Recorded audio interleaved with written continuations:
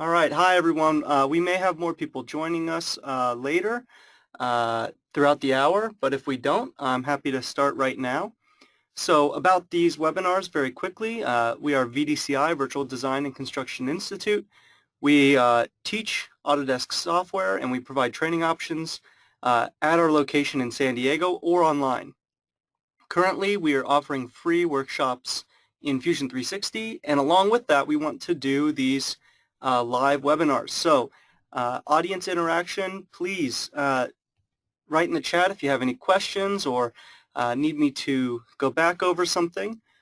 For this webinar, we're going to look at Fusion Essentials. We're going to look at what is Fusion, how to get started in Fusion, and just the base essentials. At the end of today's session, we should have some time for some question and answer time. So again, we'll do that through the chat. If you have questions, please put them in the chat and I'll answer them as best as I can in the chat or on screen. So let's get started. Again, you do not have to follow along with anything I'm doing today. I'm just going to be showing Fusion, showing the tools in Fusion, and essentially how do we start a project in Fusion? What are some of the key tools I need to know right away? Excuse me. And how can we approach Fusion in a way that's not so scary and just kind of jump in confidently for our first projects? So again, if you have any questions, please throw them in the chat at any time. But if I don't see any questions, I'm just going to keep going. So you'll see that I'm at our vdci.edu website, www.vdci.edu. And when you get to our website, you can scroll down on the screen and find the Fusion 360 bubble. If you click that bubble, you're going to go to our workshop's login page. Now, you were invited to this meeting through an email address, but if you want a different email address to stay updated with our workshops or webinars, please enter it here and hit join the free workshops.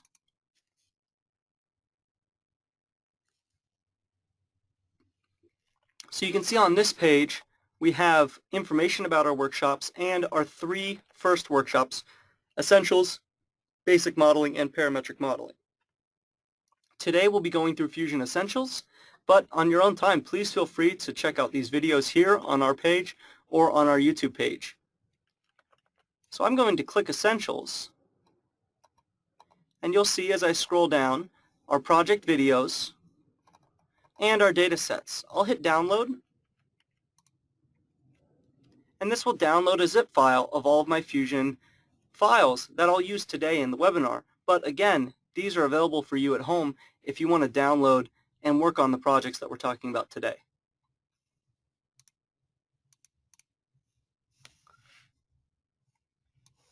All I need to do is unzip these or extract all and create a folder. There's my folder. And we can jump into Fusion.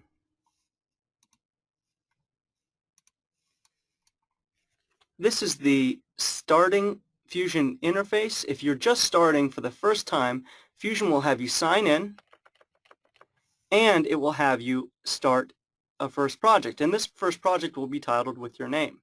You can see here in my first project I have some random files, but up here at the top left of the screen in the data panel, you'll see the current project that you're in and also a back arrow. If you hit that back arrow, you will go to the top level of all of your data.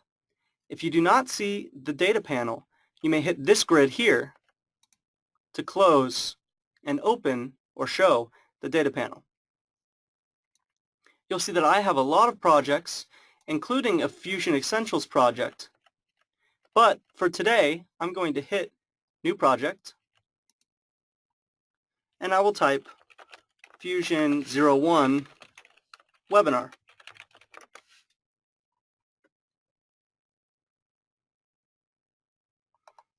So here's my Fusion 01 webinar. This is called a project. It's essentially a folder that will organize your files and save them to the cloud. I'll double-click to enter the Fusion 01 webinar. And here I will see a blue button that says Upload. We just downloaded all of the files from the VDCI website, so when I hit Upload, I can either select those files or drag and drop. I will find my folder and drag and drop these files into Fusion. Once those are all in my job status window, I can hit upload. And here I'll see my current uploads. I see that a few more people have joined us for today's webinar. Feel free to say hello in the chat, or if you have any questions or comments or want to see something again, please use the chat.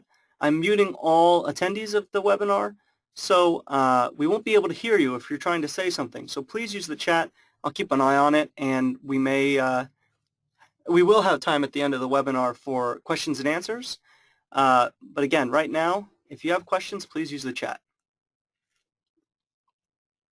Okay, so now I can see that all of my uploads are complete. I can close my job status window. And over in my data panel, I now have my Fusion elements. Before we open any of those and start talking about what's going on inside of a Fusion 360 project, let's first look at the Fusion 360 workspace. Workspace, user interface, and all of the associated navigational tools. The first thing we need to look at and become familiar with is the data panel, and that's what we've been working in so far. The data panel organizes all of your projects, all of your contacts, and files that you're going to be working with in Fusion 360. So we've already looked at the data panel can be hidden or shown using this grid, and you can use the arrows at the top or here in this little browser area to navigate between folders or projects themselves. Under the Data tab, you will see all the files for your Fusion 360 projects. And under the People tab, you will see the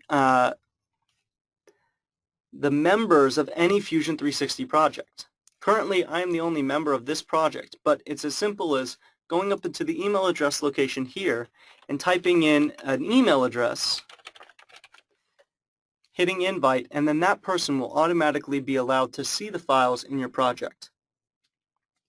There are settings that you can control as to who can see or who can edit the files in your project, but this is the best way to share a design or to share a project that you need collaborative help with, or simply to just show someone and say, hey, check this out. Again, because all of the files are being saved in the cloud, you will be able to access your files from any computer that has internet access. So, with that in mind, you can have any friend or colleague access the files as well, as long as they have internet access. I'll go back to the data panel, and notice at the top right of the data panel we have a refresh button. This is in case one of your files becomes updated and you want to see the most current version. And a search panel. I can hit search, type in lamp, and I'll see all of the files that have the word lamp in their title or notes.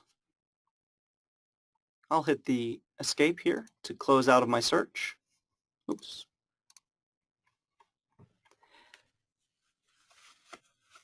Any questions so far on the data panel or file management in Fusion 360?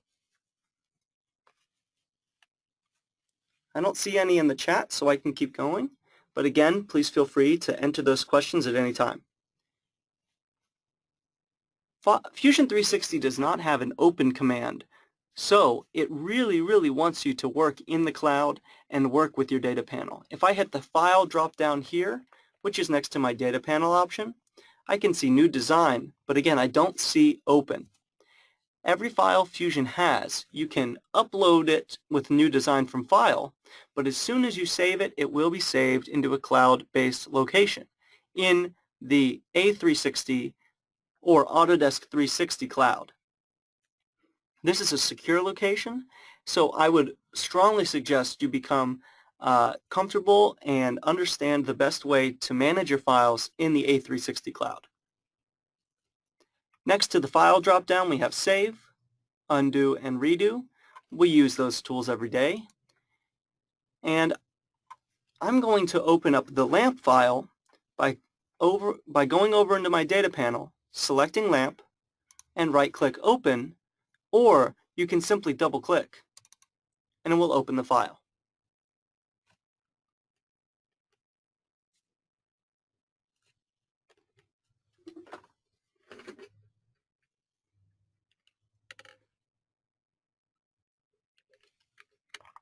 Now that I have a file open, I'm going to hide my data panel so that I have more space on the screen.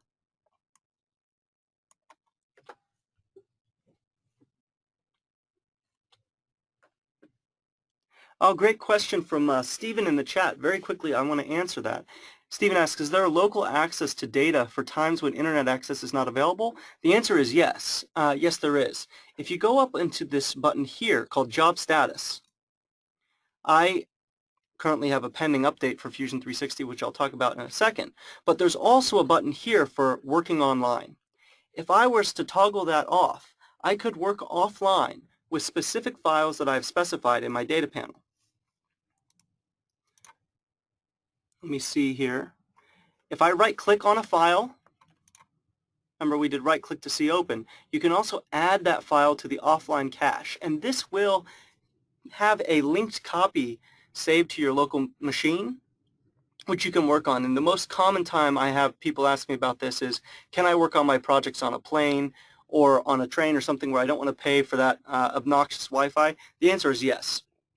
Add the file to your offline cache, and then go to your job status here and untoggle working online.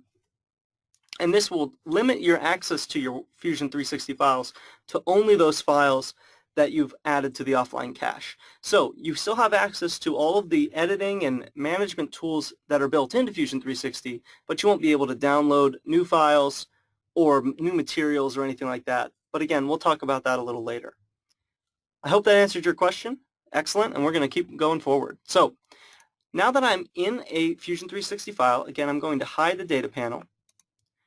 The first thing I want to talk about is our file itself, because this is something that you're going to want to set up for each individual file. Over in the browser, I know we're skipping a lot of information. What is the browser? We'll get to that in a second.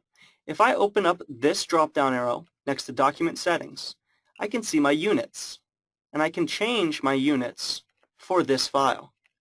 If we want to change our units, change our visual style, change anything universally for myself, go up and find your name in the upper right-hand corner of the screen and find Preferences. Preferences allow you to set up information for your models whenever you work. So if you want to change the way that your model is oriented, change your pan, zoom, and orbit shortcuts, or change your default units for when you are designing, going into manufacturing, or simulation, you can do all of that through Preferences. Now I'm going to go through some quick preferences. If you have questions about anything specific, please put it in the chat, but I'm just going to run through some of the key ones. So if I go to General, I can see that I'm using English, which I usually use. Your graphics driver, I have set to auto select. It'll usually select the best one. And default modeling orientation is a big one. I have an architecture background, so I'm used to modeling in Z-up orientation.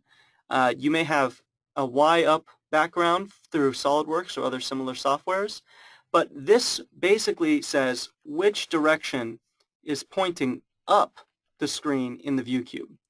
This is very, very specific in some computer-aided manufacturing tools like CNC routers or 3D printers. So make sure that you understand which direction Y should be pointing or Z should be pointing for the project you're working on. I'm going to leave mine as Y-up modeling for now. You'll notice that all of these preferences I have checked on. These are just helpful for when I'm working in Fusion and I may forget something. I can have Show Tooltips on and show the command prompt, etc., etc. Down here is a big one that I have questions about all the time, which are my pan, zoom, and orbit shortcuts. Why doesn't it work the same way as other softwares? Well, Fusion has its own specific way to address pan, orbit, and zoom with the 3-button mouse and scroll wheel. But if you're comfortable working in the way that SolidWorks, Inventor, Alias, any of those zooms and pans, please feel free to come over to this drop-down and choose which software you like to navigate in. I'll leave mine as Fusion. Again, if you have special pan, zoom, and orbit tools at your disposal, you may be comfortable in free orbit. I tend to stay in constrained orbit. And then reverse zoom direction. If you're coming from software like SketchUp or Revit, you will know that zooming with the scroll wheel, you move the camera. In products like Fusion360, you move the object. You pull it closer to yourself or push it further away. If you want this to behave like SketchUp, please check this button here. Okay, so then we see lots of other options. If we jump down to material, we'll talk about this a little bit later. You'll see that mine's set to wood and pine because that is what I've been working in. I've been working in a lamp, so that's what I set as my default. Under units, I'm working in millimeters, but this is easily changed to any of the major units we use universally. And notice that you'll want to change these for design, CAM, and simulation independently, so that if you're designing in foot inches and you're modeling, you're manufacturing, in centimeters or millimeters, you'll have the option to change those independently. Last is preview. These are like opt-in sneak peeks to what Fusion is going to look like in the future. You'll notice that right now all of mine are off. That's to keep my PC running quickly. But at any time you can turn these on to just see what's coming in the future or to see what they're finishing testing. Again, these are up to you to work with. Turn them on, keep them off. It doesn't matter to me, but you may want to see something that Fusion's testing out. At the bottom left, if you feel like you've messed something up, you can hit Restore Defaults. I would not suggest doing this if you just spent a lot of time setting up your preferences, but you can always hit this if you feel like you've messed something up. Any questions about preferences, please feel free to put them in the chat. If not, I'm going to keep moving. I won't talk in depth about the pan or orbit tools in Fusion360. You'll see those at the bottom of your screen. Also, at our website, vdci.edu, and under the Fusion Essentials Workshop, you will see the videos for much of the stuff we're covering today. These videos have been pre-recorded, and you'll see the workflows and some tips for navigating in Fusion, modeling in Fusion, and accessing some of these tools that we might not have time to talk about today, like components, joints, construction planes, etc. So please go to the website and look at our workshops if you have any questions about those specific tools or workflows. Okay, I don't see any questions, so I'll keep going. In the Fusion360 user interface, we have some key elements that I want to talk about. At the top of the screen, you'll see whichever project drawing or file we're currently in. If I have more than one file open, I'll open joints as an example. You'll see that I have lamp here on the left and joints here on the right. We can switch back and forth by just clicking on these tabs.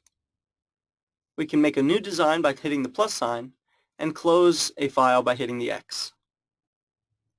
You'll notice also that there's a V1, and that is version 1. In Fusion, I don't need to do a save as to save versions. When I save a file, it will save the version, and I don't want to mess this up, so I won't do anything to this file right now, but it will save a version, and at any time I can go back and see an older version or promote it up to the top, so that if I messed up somewhere in the past, you don't need to hit undo a million times, just promote an old version and you'll see the file that you've been working on. I'm going to do one thing. I'm going to capture design history for this file, because the next thing I want to talk about is the browser and the timeline. The browser organizes our model in a logical fashion. We see file trees a lot in even just File Explorer or Finder on a Mac, and you're going to find a similar file tree here. I have my main component called lamp, And then in that component, I have subcomponents, base, nuts and bolts, power cord, etc. And I can unroll any of those components to see what's inside. A component is visibly recognizable because it looks like a cube or a collection of cubes. So I see that lamp is a collection of cubes, so I know that's a component. And base is a single cube, so I know that's a component as well. When you see collections of cubes, all that means is that there are more components inside. So lamp has base inside, but base has no more components. Lamp also has nuts and bolts inside, but nuts and bolts has more components. So when you see a cube or collection of cubes, they are the same file type component, but it's just a visual reminder that you have nested components. In Fusion 360, there are not part files or assembly files or anything like that that you would find in SolidWorks or Inventor. In Fusion, everything is a component, and for the most part, they all like to work together. So no need to set up specific part files or assembly files or specific interactions between those file types. Just make a component and it'll work with other components. We'll talk about that more in a second. But for now, I want to look at the timeline as well. The timeline is a chronological organization of your model. So as you work through a model, you will have the opportunity to look back in time at when you were modeling and edit those features so that Fusion will update the model depending on those edits. Please take a look at Fusion 201 parametric modeling on our workshops for a better understanding of what I mean. I can see that I can play this model, and it will show me when each part of this model was assembled. And this one's doing it slightly out of order because we opened this from a downloaded folder. But you can see that this model was built by assembling lots of parts, and it saved that assembly chronologically. Are there any questions about the browser or timeline right now?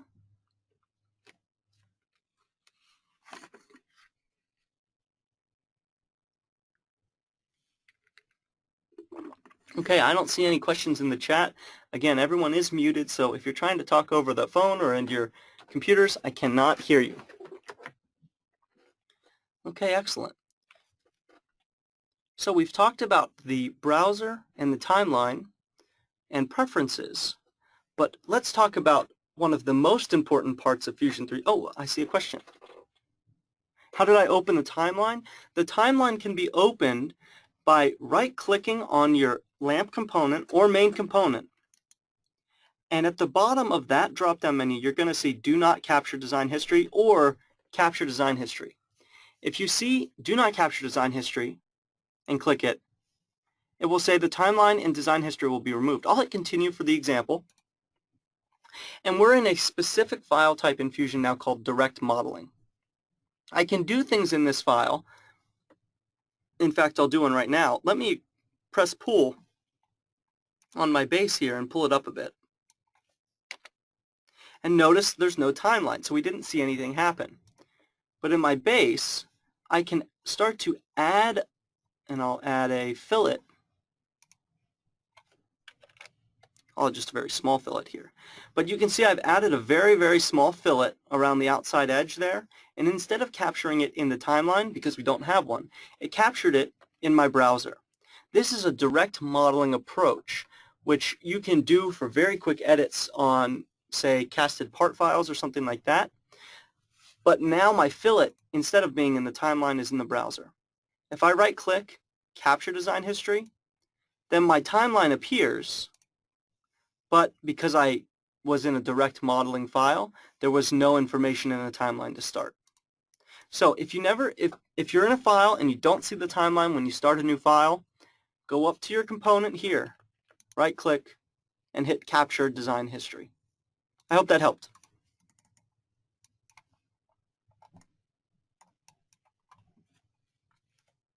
Okay, so if there aren't any other questions, let's talk about one of the most powerful aspects of Fusion 360, which is the model workspace and the rest of the workspaces in the Workspace Switching toolbar. I just said a lot. How do you undo? I can just hit undo at the top here, and it will undo all of those right there. I'll do one more time. So the Workspace Switching toolbar we see at the top of the screen here. Now, we have toolbars in other softwares. I'll answer your question in 1 second, Stephen. We have toolbars in other softwares, but in Fusion 360, they've approached it in, I think, such an impressive way, where if we are working on something in one workspace, the other workspace tools are not available. And this keeps the Fusion 360 thinking process very, very light. So what I mean by that is when I'm in the model workspace, none of the CAM tools will be active, which allows Fusion to focus on one thing at a time. Now, just to get back to Stephen's question, is work done in direct modeling lost to the timeline? Yes, it is. So when you're working on a file, I would not suggest switching back and forth from direct modeling and the timeline. The only time I suggest working in direct modeling is when you're working on a small single part that you're going to cast or 3D print maybe, and you're just tweaking it by changing the fillets slightly or stuff like that. In the videos, in the Essentials workshop, we look at a spindle file, this spindle file in fact, because this is a solid part, one piece. We're just changing some of the radii, et cetera, so that we can send it to a lathe or a similar process. If I was working on a project like this, the big lamp, I would make sure that I always had my timeline showing. Great question. Yeah, the advantage to direct modeling is keeping our file sizes small. So the timeline really does add a lot of information that sometimes you just don't need. If you're working on a spindle like that and maybe you're prototyping with a 3D printer, all you would need to do is change the diameter and of a an element in the part and then print a test. And the timeline is not necessary to see, I changed it here, I changed it there, I changed it here. All you need to know is, does it work or does it not? But again, I'd say probably 95% of the time I'm working in Fusion, I'm working with the timeline on in design history capturing. Again, great question. Any more questions? Please feel free to throw them in the chat. Okay, so let's talk about the workspaces. If I go up to where I see the word model, and you may see the word sculpt in some of your projects. If you're in sculpt, it'll look like this. If you see any of model, sculpt, any of those words up here, at any time you can switch between the workspaces by simply clicking that word and choosing one of the other options in the Workspace Switching toolbar. So let's go to model. And this is probably the most common workspace that I work in because this is what lets me model, assemble, and view what I'm actually trying to work on. Patch and sheet metal are also creation type workspaces where I create new geometry in those workspaces. Model works with solid models. Patch works with surfaces to create solid models. And sheet metal obviously creates sheet metal parts. Sculpt also creates geometry in a T-spline freeform environment. We may do a future webinar on the T-spline environment specifically because it is very dense and I don't want to just jump in, jump out, and leave you with more questions than you started with. So quickly, let's look at the model workspace. I can see that I have a toolbar with highlighted tools at the top. Under those tools, I have drop-down menus. For each, they've kind of broken them into categories, each category. And I can see that my basic workflow in this workspace is left to right. So first I sketch, then I create, then I modify, assemble, and do whatever I need to do at the end. But in Fusion 360, I always go sketch, create, modify, assemble, in that order. I sketch to create a 2D sketch. I create 3D geometry from that 2D sketch using one of these tools. Extrude is the most common. I can then modify my 3D shape by filleting to add rounded edges, chamfering to add kind of slashed flat edges, shell, draft, scale, combined, whatever, to edit that 3D geometry. And once my 3D geometry is in separate components, I can assemble my geometry. And we'll look at assembly towards the end of today's webinar. So just keep an eye up here, sketch, create, modify, assemble, and let's switch to patch. Notice I still have sketch, create, modify, assemble, but my tools look completely different. Under create, I see a much shorter list, and the tool icons are all different. Again, as I said before, the workspaces will focus on one specific task at a time, or series of tasks, so that I do not need to be thinking about everything at once. Now, this becomes more noticeable when I go to sheet metal. Again, I see different tools, especially create, much shorter list. But even more noticeable when I go to, say, the render workshop. The render workspace, excuse me. In the render workspace, we see pretty much everything change. And again, this is not a brand new software. We're still in Fusion 360. It's built in automatically. This is not a plugin. But I see that I now have setup, in-canvas render, and render. The tools are entirely different from the model workspace. And if I was trying to fit all of these tools in one workspace, Fusion would become so confusing and bogged down with all of these other tools that it would really be a pain to try and navigate. I can see that if I go to simulation, it wants me to start a new study, but I see study, materials, constraints, display, etc., etc. I'll cancel this out. And let's go down to CAM. CAM is computer-aided manufacturing, and it allows me to build my part. So more complicated than 3D printing, I could use a 3D CNC mill machine, I could use a plasma cutter, a laser cutter, all of those types of computer-aided manufacturing tools. A lot of the information is built into Fusion 360. Keep an eye out for a workshop coming from us soon that talks about the CAM workspace where we actually build one of our LAMP files. So the main point I want to take away from workspace switching is Fusion wants to focus on one task or series of tasks at a time, and the workspaces allow us to organize the tools into categories and collections. So when you're working in Fusion 360, if you can't find a tool that you're trying to use, take a minute and think, what am I actually trying to do from a big picture? Am I trying to model? Am I trying to render? Am I trying to simulate something? You may be in the wrong workspace. So are there any questions about workspaces before we move forward?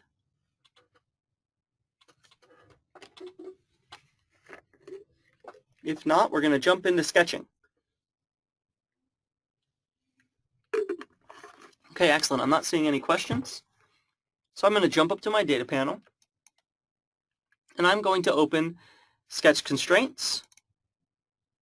And in this file, I'm going to talk about quickly sketch tools, but also the sketch constraints. I can go up to Sketch and create a new sketch, and Fusion will automatically ask me to host my sketch to a plane.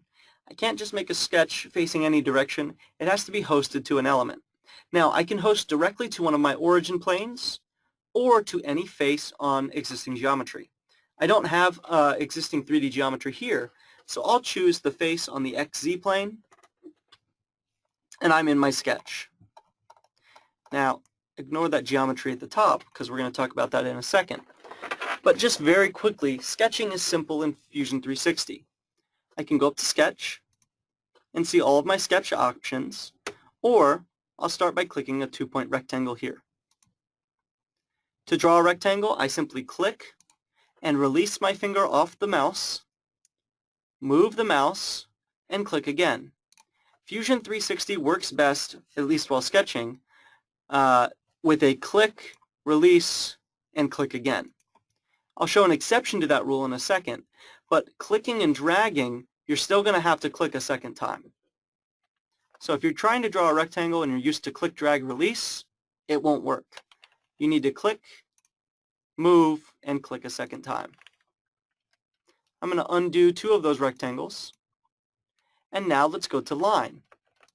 Line allows me to draw any straight line, or if I click and hold, it will draw an arc.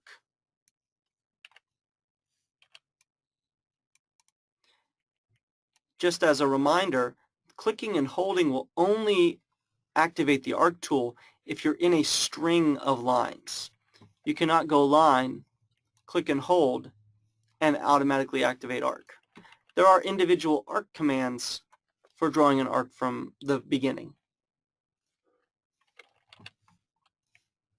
I'm going to select all of these and delete.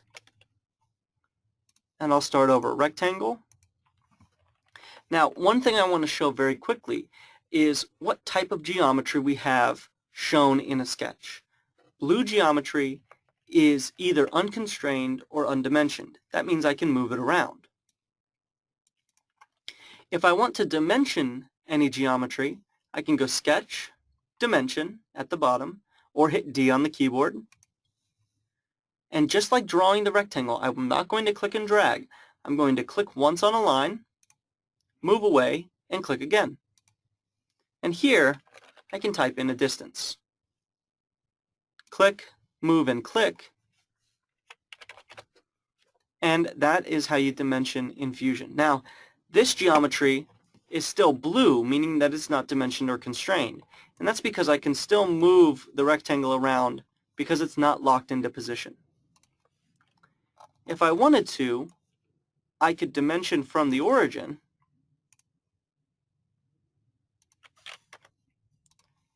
and that will lock my sketch into position and change the color of my lines to black. This means that it's fully dimensioned and fully constrained, and I can no longer move it around the screen.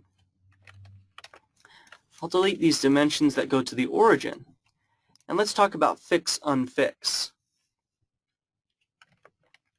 Fix unfix will allow me to grab my geometry, fix it,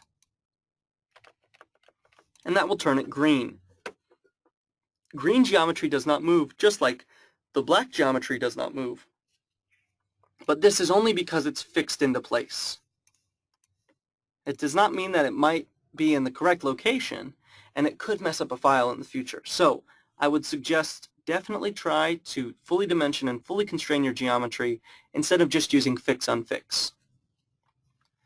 If I stop this sketch, I can now see under sketches that I have 2 sketches. This is sketch 2, and this is sketch 1. If I double-click on a sketch, either here in the browser or here in the timeline, I will edit that sketch. When you're working in Fusion, if your sketch wasn't correct, don't delete the old sketch. Do not draw a new sketch. Simply edit the old sketch, move the geometry around, and then you'll be able to work with that geometry again, and all of the features referencing that sketch, like extrudes or revolves, will continue to be updated from that sketch. If you make more than one sketch for a single object, your file will become cluttered, it will become larger, maybe too large, and you're not going to be sure which sketch you were originally drawing in. So, there's a whole video on sketch constraints, again, in the workshop, which I'd suggest you all to watch if you have questions about sketch constraints.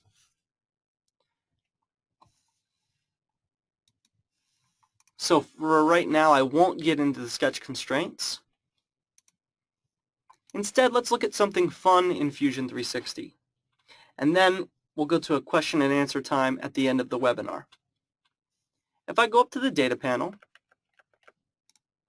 and open up Lamp Assemble, let's talk about joints and as-built joints in Fusion.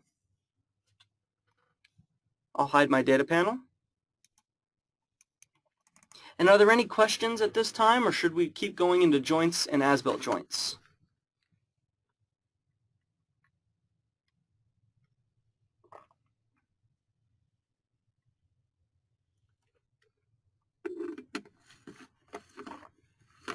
Okay, excellent. I'm not seeing any questions, so we can jump right back into Fusion. And let's talk about assembling a model in Fusion 360. Here's my lamp file. You can see all of the wooden parts for my lamp. And let's take a look at our browser. I can see that I have my lamp, and I have a series of bodies. This is a very standard type of modeling for Fusion 360. A body is simply an independent 3D geometry. So this body and this body are next to each other, but they're not connected. So I could move them around independently. Bodies are identifiable by a white cylinder, so keep an eye out for that. Remember, components are a cube and bodies are a cylinder. So, if I want my lamp to behave like it would behave in the real world, where I know that I would put some bolts and nuts in here and connect those pieces of wood together, I can actually simulate that in real time in Fusion 360. The first thing I need to do, however, is convert my bodies into individual components. I need to do this because bodies cannot be assembled, only components. So if you go up to Assemble and pick Joint, it'll say there are no components to assemble in this design. Again, we only have one component right now, the lamp component. The rest of my geometry are bodies. So how do we need to change this? Well, let's go to Body 1. And Body 1 and Body 2 we can see are part of my base. So I'll right-click on Body 1 under my bodies and find Create Components from Bodies. This will create Component 2, which I can click on to rename, and I'll rename this Base.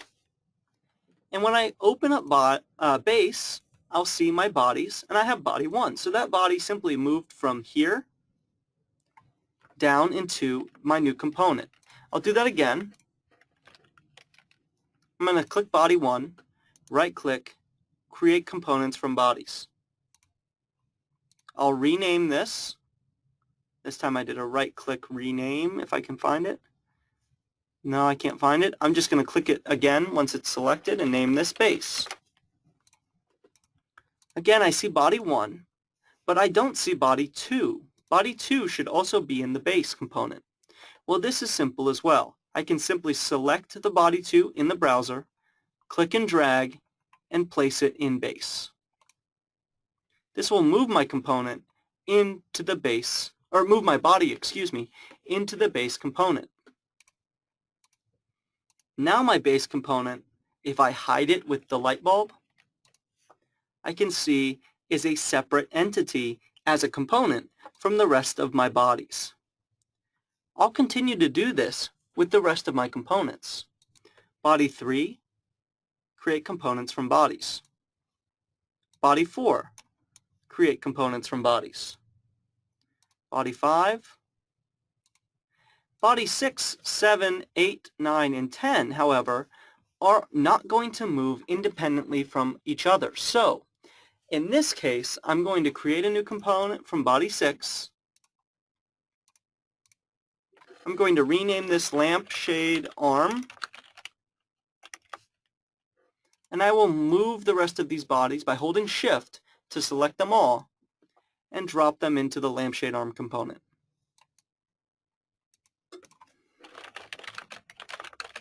At this point, I can see that I have 5 separate components. My base, lower arm 1 and lower arm 2, and I'll say upper arm. Now all my components are cubes, and my file type is visually still a component, but multiple cubes, showing me that there are components inside. Now I can move my components around independently of one another, but the bodies inside will stay together. When I move them around, I'll get this position pop up in my Workspace toolbar, and I can capture position to keep them where they are, or hit Revert to put them back into place. So if I move it, I'll see position, and I'll revert to put it back into place. Now, in order to make my joints animate the correct way, I need to use joints or as-built joints. But the first thing I need to do is to lock one of my components down in space. My base component will be resting on a table.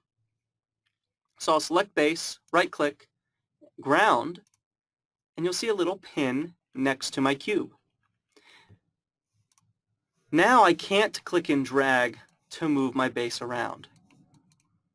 Now that that's set, let's go and zoom in here, and I'll start applying some as-built joints. An as-built joint should be used when multiple components are placed in the correct location relative to one another. We can see that the lamp parts here are all relatively correct, so we can use as-built joints. I'll go Assemble, As-Built Joint, and I will pick the lower arm 1 and lower arm 2. Notice the default joint is a rigid joint, and I can always hit Animate to see my animation. I know that these two arms are going to move exactly the same relative to one another, so I want them to be a rigid joint, and I'll hit OK. Notice that they do not have to be touching in order to move relative to one another. I'll revert that. And now let's place a fun joint. Let's place a Revolute joint between the base and this lampshade arm, or in this lower arm, excuse me. I will go Assemble, As-Built Joint again, and this time I'll select from my type, I'll go Revolute. So my first component will be this arm here, my second component will be my base, and now notice it's asking me for a position. My position is going to be the center of this circle here. And you can use Control to lock in what Fusion thinks might be the best position. It'll guess. Sometimes it's right. Sometimes it's wrong. Here, it's right. So I'll click, and I'll see my joint animate once, and I can always hit Animate again to make it go until I hit Stop. I'll hit OK, zoom out, and now when I click and drag on this arm, you'll see the model behave the way that it would in the real world. We assemble all of the joints for this file in the joints video in the workshop.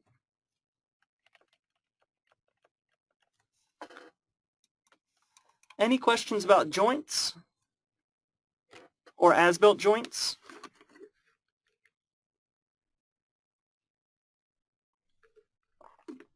All right, I don't see any questions about joints or as-built joints. Because this is our first webinar, I'd like to open up the floor for questions. Please put them in the chat, or you can write them to us at workshops@vdci.edu. That's where we're collecting all the information for our webinars. So if you have a question about today's webinar, a question or topic you'd like to see in a future webinar, please put it in the chat now, or again, email us at workshop@vdci.edu. I'll put that on the screen right now.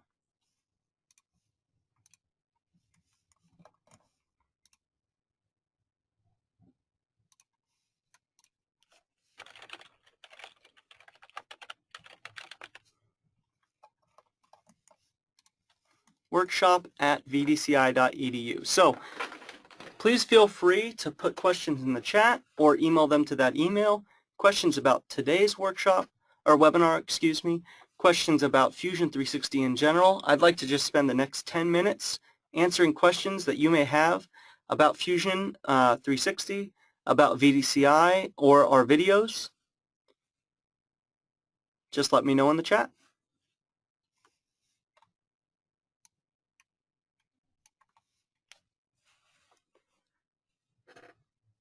You're welcome. Oh, and as a reminder, please keep an eye out. We'll be sending out more emails for when we will be hosting new webinars or when new workshops get released.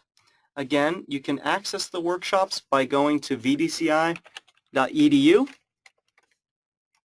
Again, that's vdci.edu. Hit the Fusion button here. Simply enter your email. and hit Join the Free Workshops. You'll see our current workshops and any future workshops that we will submit, and you can watch any of the videos or download the datasets on that page. You can also visit our YouTube page, where you can watch the videos, and you'll see that there are playlists where you can watch them back to back to back. So go to our VDCI CAD Teacher YouTube page, hit Playlists, and find the Fusion 360. It's the orange arrow. Let me check the chat very quickly. Stephen, you're welcome. Sergio, also you're welcome. Lisa, what question do we have? Oh, great question. What classes in what order? So we are offering our Fusion 360 classes for free right now. If you go to that page that I was just talking about and go to our Fusion 360, it's vdci.edu/Fusion 360. These classes are free to everyone, and I would take them in the order that you see them on my screen right now. Fusion 01, the Fusion Essentials, that's what we touched on today. And I would say if you're focused and just starting out, it may take you, I'll get to yours in a second, Abe. It may take you a few extra hours because it's the first time you're starting with Fusion. But if you focus, take some notes, and really just try and work through it, you're going to get there. Fusion 101, Basic Modeling, we designed the lamp that we saw in today's webinar. We go step by step, project-based, from start to finish, and work on a project together. This, honestly, is the best way to learn Fusion. With beginning students or beginning professionals in Fusion 360, it may take you 12 hours to finish the 101 lesson. But if you do the 101 lesson once, the next time you do it, it will probably take you 8 hours. And the next time you do it, maybe 6 or 4 hours. And if you do it a few times after that, you'll be down to 2 hours or less working in the Fusion 101 workshop. When you're comfortable with 101, jump over to 201. We go a little faster in the videos and work on some more advanced techniques. If you go through 101, or 01, 101, and 201 in that order, I would say that pretty soon you will be working very quickly in Fusion 360. So great question, Lisa. Abe, when I log in, I see a student version. Great question from Abe. If you go to one of our workshops, any of the workshops, I'll jump into Essentials. Here is a big blurb about create your Autodesk account and download Fusion 360. The second paragraph, go to this page to register your Autodesk account and download Fusion 360. If your Fusion 360 is on a 30-day trial, go to this page and it'll open up here. And this is how to activate a startup, student, or educational license. This will give you a 3-year license for Fusion 360 if you identify as a student, startup, which is a hobbyist, or educational license. So if you're a student, if you're teaching students, if you're working for yourself or as a hobbyist, you will be able to apply for a 3-year license. Again, that's on any of these pages, and you're going to see this page for instructions. Thanks, John. And thank you, Lisa, for posting that link. You can go right there. I didn't know that we could put a link in the chat, but it looks like we can. If there are any more questions, please paste them in the chat, but it looks like we're wrapping up for today. So thank you for attending our webinar today. I hope to see you all at the next one, or at least I hope to hear.